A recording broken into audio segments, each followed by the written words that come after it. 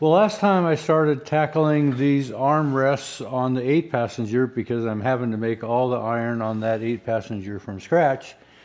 But I don't have the rear seat arms bent for that 8 like I did the 11. And these have to transition from being vertical on the rear curve frame to where they lay out, and then they're bent on a curve as well. And I've shown you how I've done this in the past. And since the second pair that I had bent years ago were no good, I did take the time to plane out a couple that I'm going to do for this 8-passenger.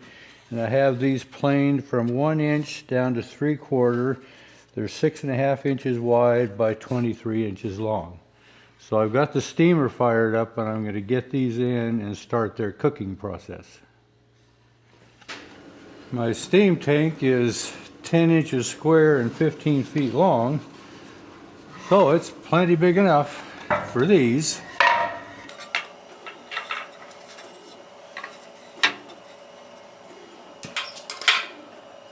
So this is the form that I've used in the past. This is one of the past arms that I tried to bend and it split, so it's not usable.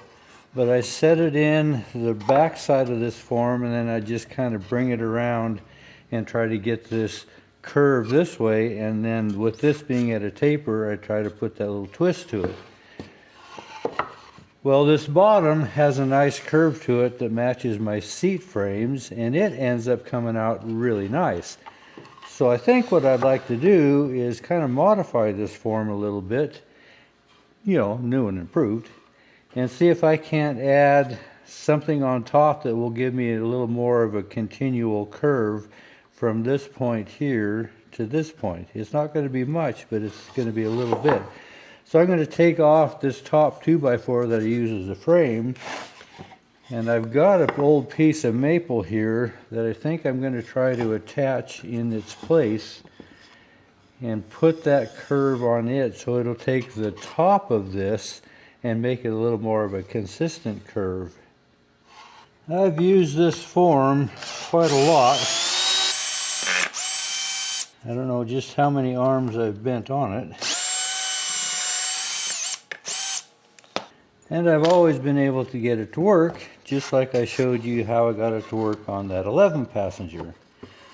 But maybe I can make it a little better. So I'd like to place a form here. I just need to figure out what that curve needs to be. So, I have my own CAD program. Some people call it computer-aided design. Mine is cardboard. I'm going to come to the inside where these are going to set to here, and then come up to this front edge.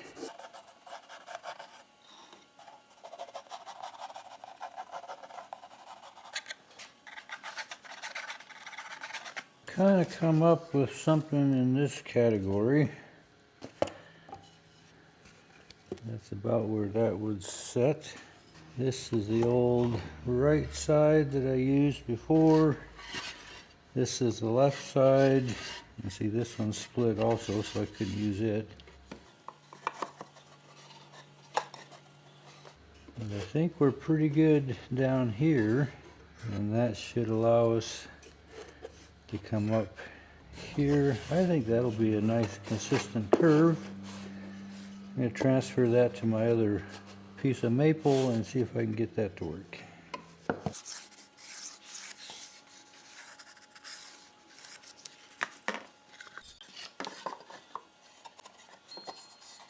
I think right in there is probably going to work.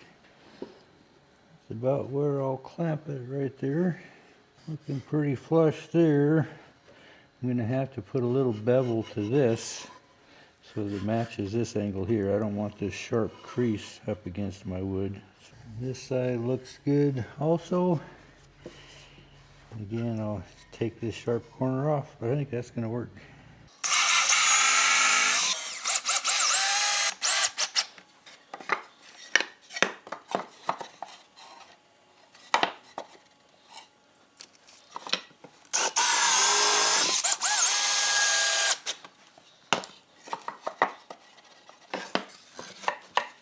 Well, I've got about 3.5 pounds pressure, and I want to cook this for 2 hours for inch thick, and my thickest part of this is 1 inch. So I'm going to let it cook for 2 hours.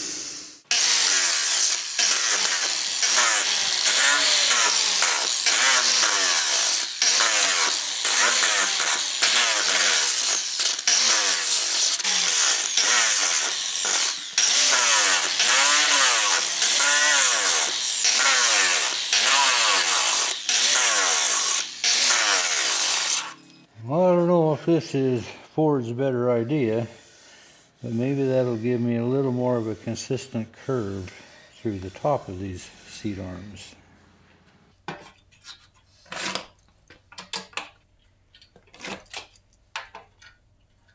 Well, while those seat arms are cooking, I have the driver's seat to that 8-passenger laid out here, and when I put the screws in to fasten the seat back and the seat arms, and actually screws in the lap joints themselves, I haven't filled those yet. And on these coaches, and typically any quality carriage, when you have a screw that could be visible, even though these will be underneath, but they could be visible, so everything should get filled. So that nothing should be seen as far as a screw head. And I'd like to mount these more permanent. These seats are pretty close to being able to go permanent now. A few little fine tunings. But first things first is cover up screws. This is just a general purpose 2-part filler. You know, brand name everybody is familiar with is Bondo. Bondo is just a brand name. This is just a catalyzed filler that I use.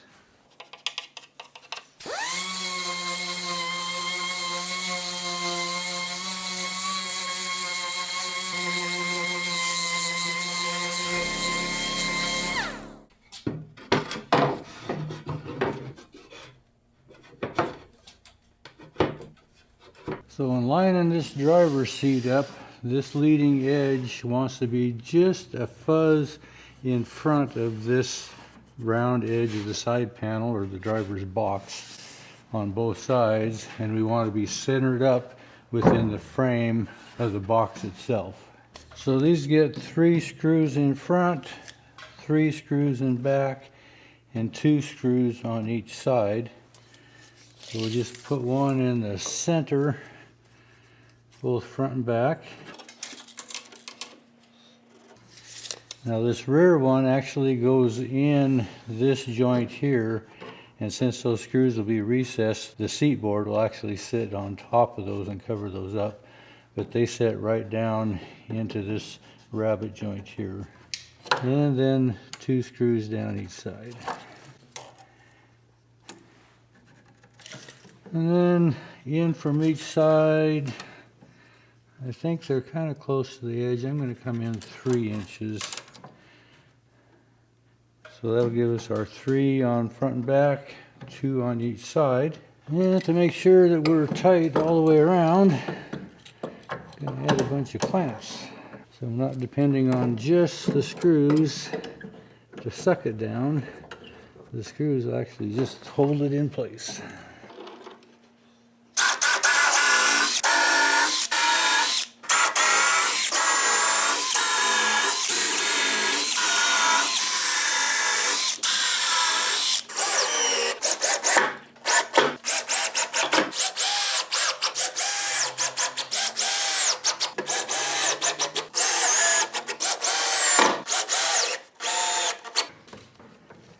Well, my wood has been cooking for 2 hours, so I'm going to bring it over here and see if I can't get that bent.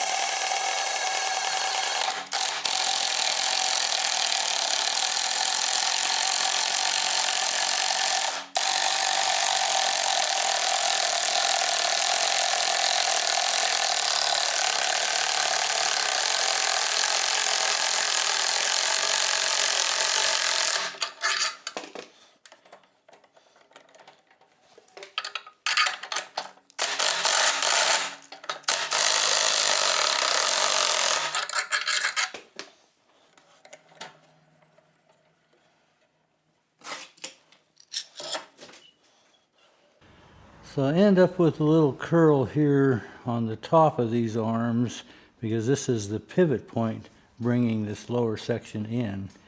But these have a slight taper to them, so much of that will be removed and this part will remain relatively straight for our seat irons that hold the arm rails. But so far I don't see any signs of splitting or cracking. I have a nice curve on the bottom. And I think we have a little more of a consistent curve through here instead of a pivot point bend. We still have some room to adjust that as well. And so far, I think the right side looks nice also. You know, generally I try to do 2 sets at once because invariably something will happen with one of the two. So it's kind of being brave with this one, just doing 1 pair. But I think maybe we're going to sneak it by.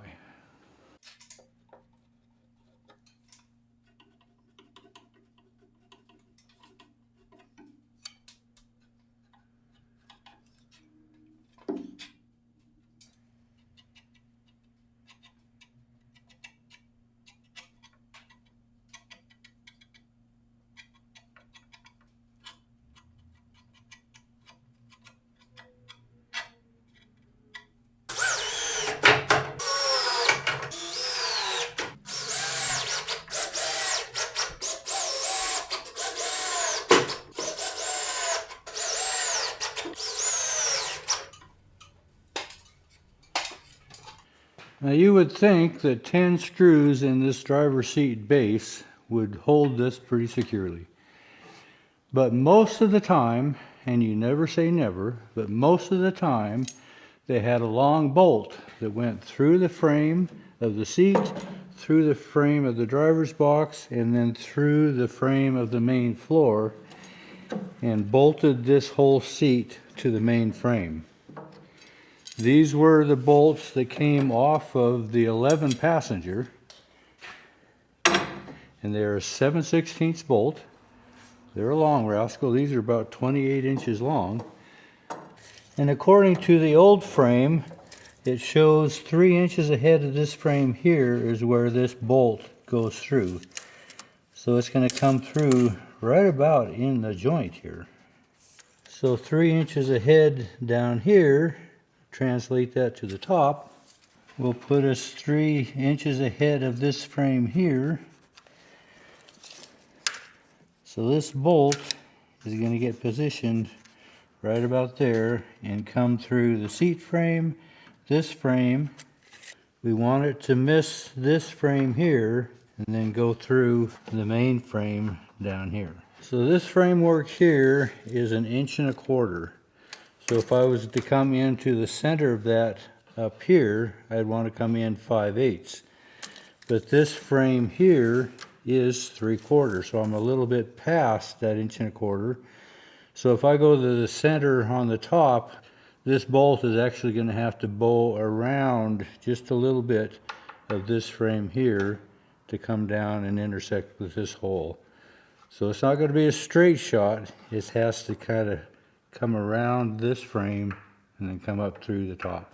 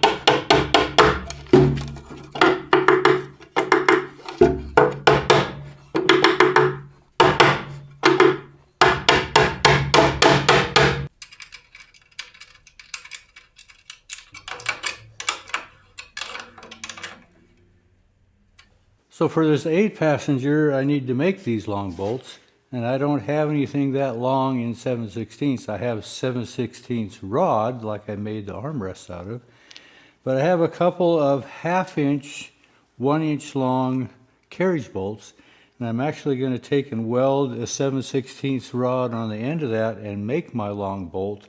And I can kind of cut some of these threads off to where it'll be 7/16 full length.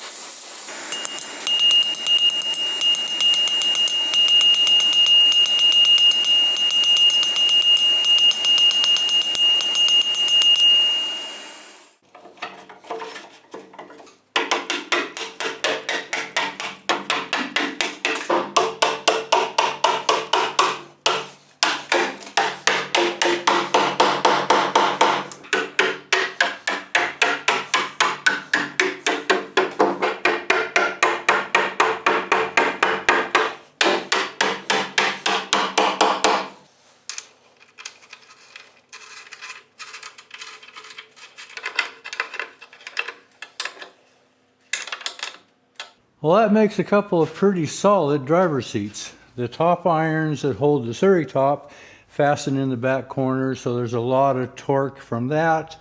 Plus the driver, as he's driving and pulling on the lines, driving those 4 horses, there's a lot of pressure on this seat, and this makes it a really solid, secure seat. Nice to have it done. Appreciate you coming along. Thanks for watching.